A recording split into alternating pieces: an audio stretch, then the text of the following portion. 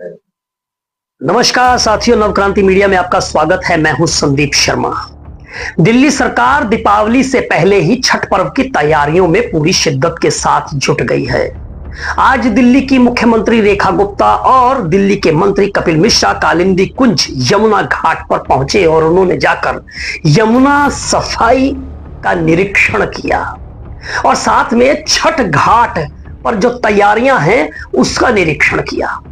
और साथियों, आप कहेंगे कि दीपावली से पहले ही दिल्ली की रेखा गुप्ता सरकार जो है वो इन तैयारियों के साथ किस तरह से जो है वो जुटी हुई है। उसकी वजह जो है वो ये हो सकती है कि दिल्ली के पूर्व मुख्यमंत्री अरविंद केजरीवाल को आईना दिखाना है।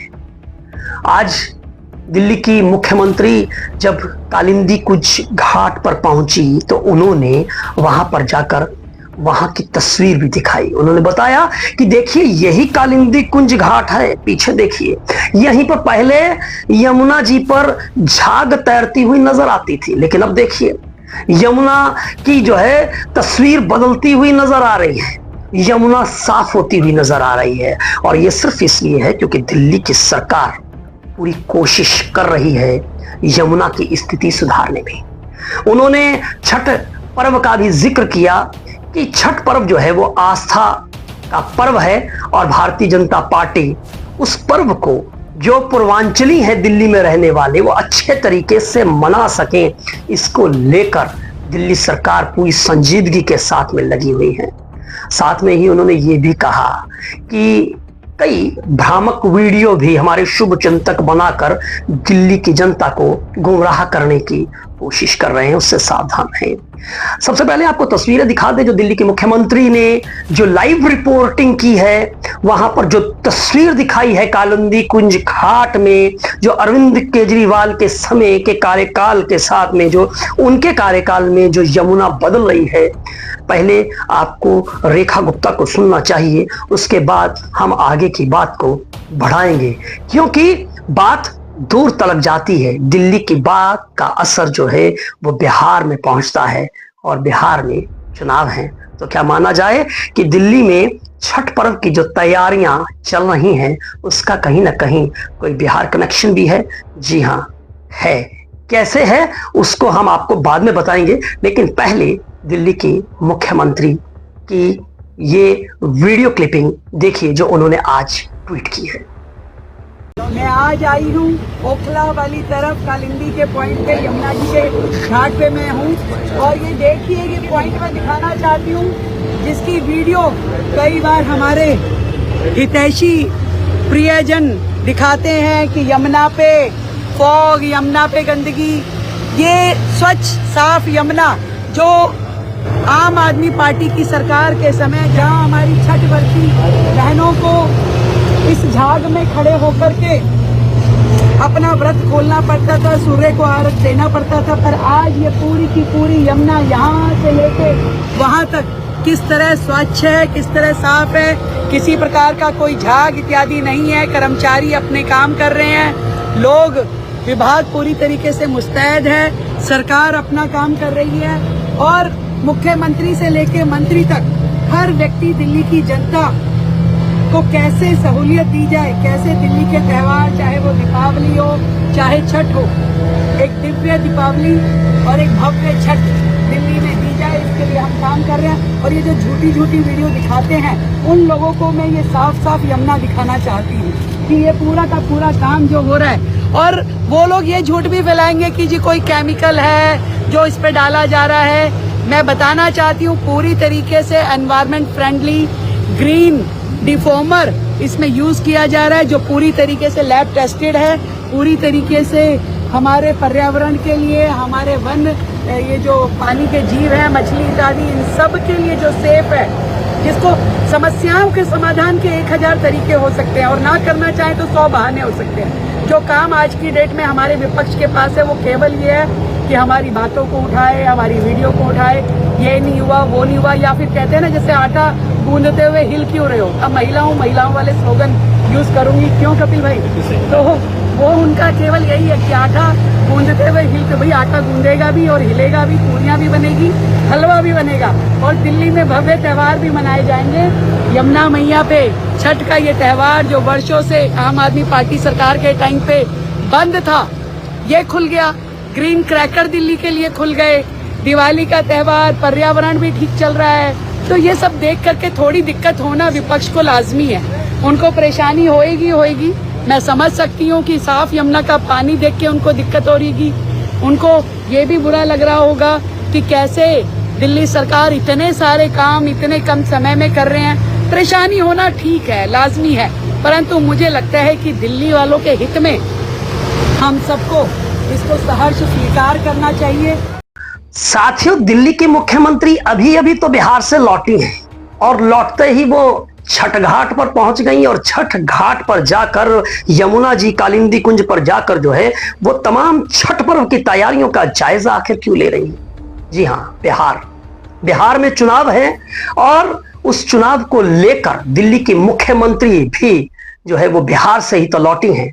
बिहार में जाकर उन्होंने दो उप मुख्यमंत्री जो बिहार के हैं उनके लिए चुनाव प्रचार किया और सिन्हा साहब के लिए जो बिहार के उप मुख्यमंत्री हैं उनके लिए तो उन्होंने नामांकन पत्र भी जो है वो दाखिल जब करने के लिए गए तो उनके साथ में थी। वहां पर जाकर उन्होंने नीतीश कुमार सुशासन बाबू की जमकर तारीफ की।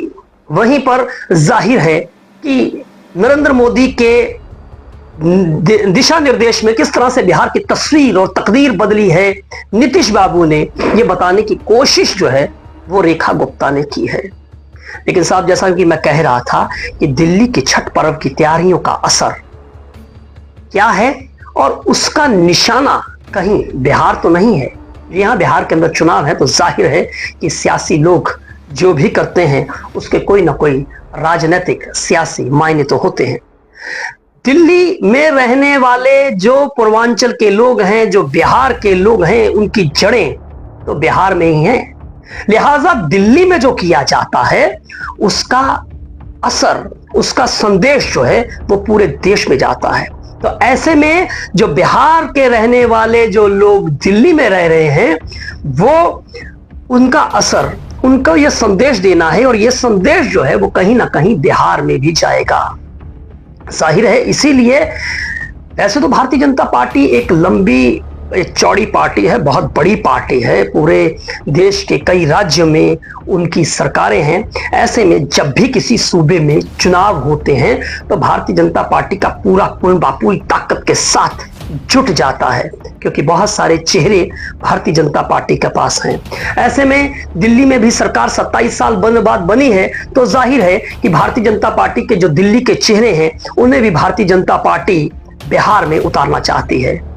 ऐसे ही बिहार में उत्तर प्रदेश के मुख्यमंत्री योगी आदित्यनाथ भी जो है वो खूब गरजते हुए दिखाई दे रहे हैं। जाहिर है योगी साहब का अपना एक असर योगी बाबा का हर सूबे में प्रचार का रहता है। दिल्ली में भी प्रचार करने के लिए योगी बाबा आते रहे और अब दिल्ली में जब सरकार है तो दिल्ली के मुख्यमंत्री और दिल्ली के तमाम बड़े नेता सांसद बिहार में चुनाव प्रचार करने के लिए जा रहे हैं। तो ऐसे में यहां पर छठ पर्व की जो तैयारियां करके यमुना को साफ करके एक संदेश तो ये देना है कि दिल्ली में केजरीवाल की सरकार 11 सालों तक रही और यमुना जो है किस तरह से अपनी बेहाली के लिए रोती हुई दिखाई देगी। लेकिन वहीं जब छठ पर्व आता था तो जो लोग आस्था की डुबकी लगाने यमुना जी पर जाते थे और हर साल जो है वो जमकर सियासत होती थी, क्योंकि वहीं झाग तैरती हुई यमुना पर दिखाई देती थी। वहीं पे लोग जो है वो सूर्य को अर्घ्य देते हुए दिखाई देते थे और वहां पर तब जमकर जो है सियासत होती थी। बहुत सारे यमुना जी के जो घाट होते हैं वहां पर पूजा अर्चना पर जो है वो रोक भी लगा दी जाती थी और कोर्ट के अंदर भी ये मामला जाता था, यमुना प्रदूषण का हवाला दिया जाता था। लेकिन इसी बीच में देखिए कि किस तरह से दिल्ली में आज तक जिन पटाखों पर बैन रहा, कोर्ट ने लगाया, दिल्ली सरकार ने लगाया, लेकिन आज दिल्ली में ग्रीन पटाखे चलाने की अनुमति दे दी गई। और भारतीय जनता पार्टी ये भी कहती हुई आ रही है कि परंपरा और आस्था और पर्यावरण का संतुलन एक साथ चलेगा। आज तक अरविंद केजरीवाल की सरकार जब भी कोर्ट में गई तो उन्होंने कोर्ट को भ्रामक आंकड़े देकर गुमराह करने की कोशिश की, लेकिन दिल्ली की सरकार, दिल्ली की नई चुनी हुई सरकार जब कोर्ट में जाती है, कोर्ट में यह बताती है कि पर्यावरण का संरक्षण भी होगा, लेकिन परंपराओं पर, आस्थाओं पर किसी तरह की चोट नहीं होनी चाहिए, तो कोर्ट अपना निर्णय जो है वो बदलता है।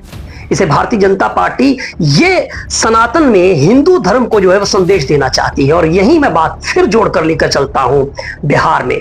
बिहार पर भी एक संदेश, बिहार की जनता को भी, बिहार के मतदाताओं को भी एक संदेश देना है, जिनकी जड़ें जो हैं वो दिल्ली में है, जिनकी जड़ें तो बिहार में है, लेकिन जो लोग ताल्लुक रखते हैं दिल्ली में, क्योंकि पूर्वांचल के बहुत सारे प्रवासी लोग जो हैं वो दिल्ली में ही तो काम धंधा करते हैं।